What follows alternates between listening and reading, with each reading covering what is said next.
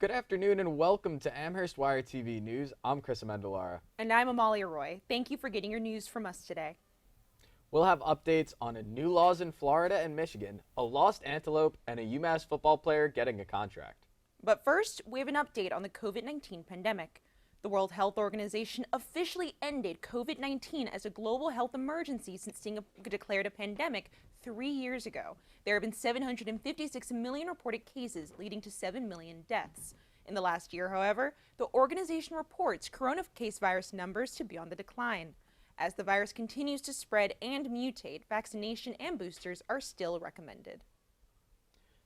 The coronation of King Charles III and Queen Camilla occurred on Saturday, marking a new era for the United Kingdom.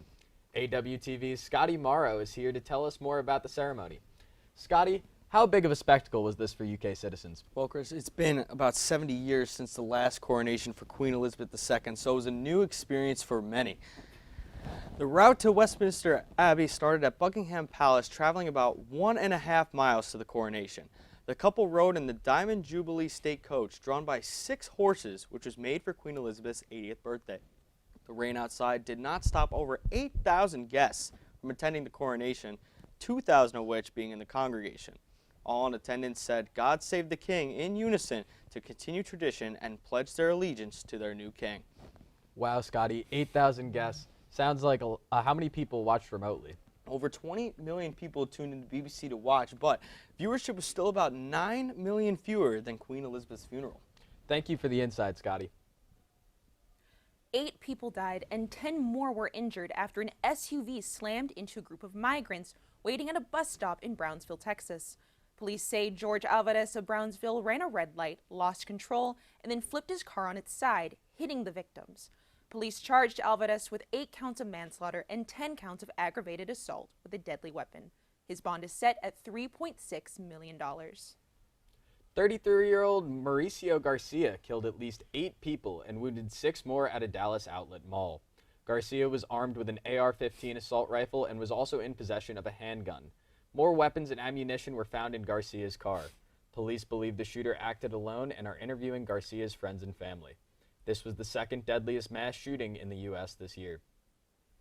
The U.S.-Mexico border is expected to be crowded as the Title 42 COVID protection policy was terminated on May 12th at 11:59 p.m. 30 migrants showed up to Vice President Kamala Harris's residence in the wake of the title's repeal. Migrants are able to seek asylum along the detention facility located at the border once again. Migrants become the subject to the decades-long protocol, Title 8.